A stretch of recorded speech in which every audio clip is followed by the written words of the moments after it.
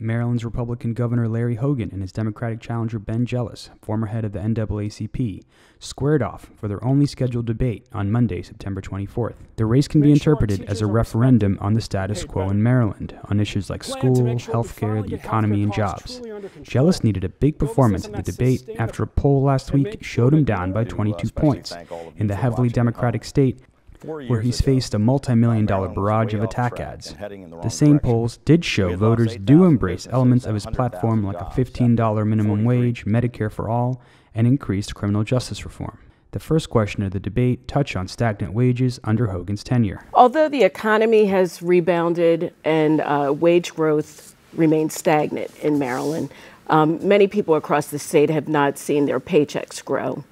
What specific policies would you enact to grow the private sector and to raise wages? Well, first of all, wages are up in Maryland all across the board, up 9%. So that you're not right on the facts there, Ovita. But look, I have my entire focus of my governorship has been to grow the economy, to put more people to work, and to turn our economy around. Wages have grown at every level. More people are working. My first year as governor, we got more people hired than any other time in the past 15 years. Actually, I think that Ms. Wiggins is right on her facts, Governor. No, I don't think so. We have the lowest job growth and lowest income growth in the region. That's not true. If we had the job growth of Virginia, sir, if we had the job growth of Virginia, we'd have 40,000 more jobs right now. Here's the punchline, sir. Virginia's job growth is lower than the national average. Studies have shown there's 49 states with a positive outlook on the economy for in this country in the next year. We're not one of them. A recent report found that 1 in 3 Maryland residents are struggling to make ends meet. One of the most contentious back and forth, which dealt with criminal justice reform. Hogan accused Jealous of wanting to release violent prisoners, and Jealous accused Hogan of race baiting. He now wants to take another 30% of the violent criminals. These are murderers and rapists and repeat violent offenders, and put them back onto the streets. It just is absolutely not. Some of your proposals are reckless, but this one is downright dangerous, and it doesn't make any sense whatsoever. And if we were to fire thousands of public safety officers and put thousands of violent criminals on the streets, that's going to help you lower the crime situation. I just don't think that makes sense. Governor, from Willie Horton to Donald Trump, your party plays by the same playbook.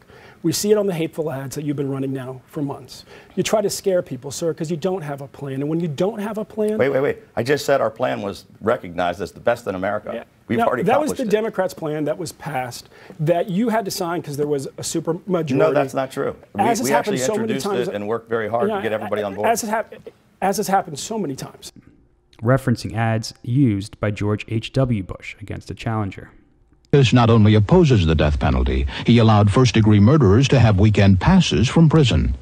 One was Willie Horton, who murdered a boy in a robbery, stabbing him 19 times. Despite a life sentence, Horton received 10 weekend passes from prison. Horton fled, kidnapped a young couple, stabbing the man and repeatedly raping his girlfriend. Hogan was also asked about woeful mass transit in Baltimore and canceling the Red Line. Please describe what your vision is of the importance of mass transit, and Governor Hogan specifically, can you please explain your decision to cancel the Red Line project? Sure. I have invested more in transit than any other governor in the history of the state. We just put up a proposal that we finally got Virginia and D.C. on board to save Metro. We're moving forward on the $5.6 billion Purple Line project.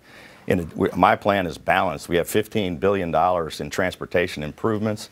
We put $3 billion into Baltimore City. If you take Larry Hogan's approach to transit, you turn it on its head, you get pretty close to mine. He wants us to have big, fancy, privatized lanes for rich people that you can pay $45 at peak times to try to get on there like they do down in Virginia.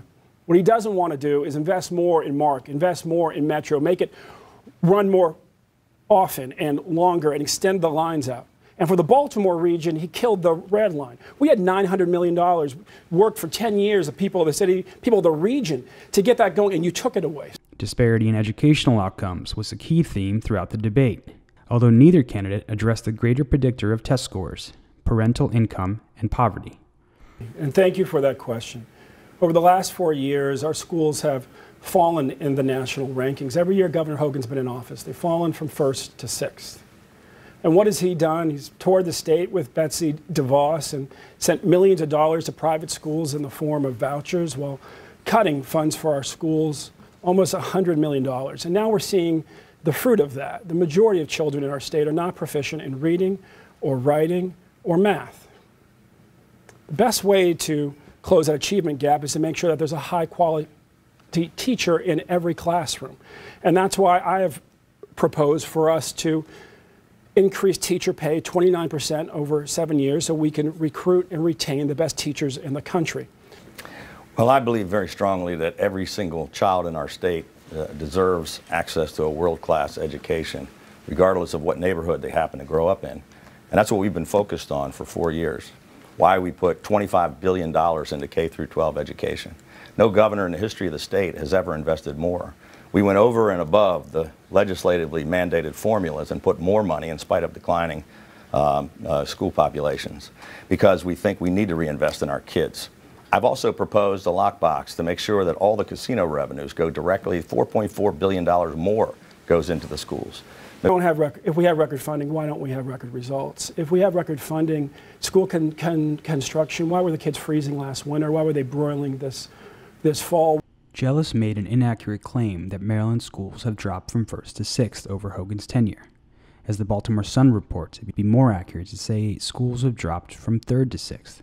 Hogan correctly said he's provided record funding to schools, but state studies have found schools are underfunded by $3 billion a year.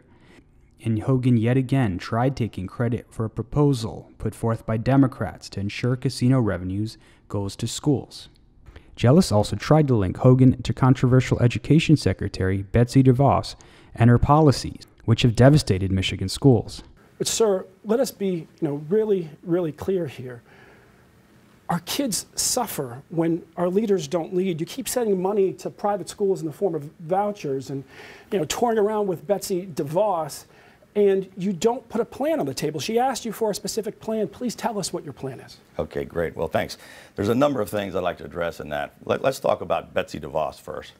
Betsy DeVos is the Secretary of Education.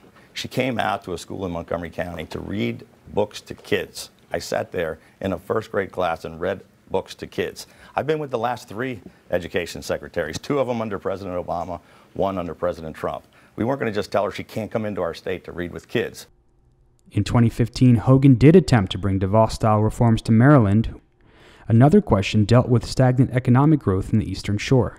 Jealous argued his platform, like passing a $15 minimum wage, will bring the necessary change. How are we preparing ourselves for another downturn in these areas, and how are we working to lift these counties, specifically Somerset County, out of poverty? Mr. Hogan first. Thank you, Ryan. As I said earlier, we've turned our economy around, and unemployment is down statewide, down to 4.2%. But I've said we're not going to rest until every single county has gotten to that point. We are down in Somerset County. It's down from 10 to 7, 10.9 down to 7. Every single one of our 24 jurisdictions has more jobs, less unemployment. And our labor participation rate is the best in the region and one of the best in the country. On the Eastern Shore, we need to make sure that every kid who wants to go to a community college can go for free, and every worker who wants to retrain can retrain. The governor's worked with Democrats to make for some. We need to do it for everybody. We have to make sure that workers are also paid a fair wage for a fair day's work. We've got to raise the minimum wage. It remains to be seen if Jealous will be able to overcome Hogan's double-digit lead in the polls and his massive fundraising advantage, along with the reported lack of support from some elements within the Democratic Party. Meanwhile, Jealous has challenged Hogan to further debates. Third-party Green and Libertarian candidates who are polling at 1% in the latest polls were excluded from this debate. Stay tuned to TheRealNews.com for ongoing coverage of the 2018 race for Maryland governor. For The Real News, this is Jessel Noor.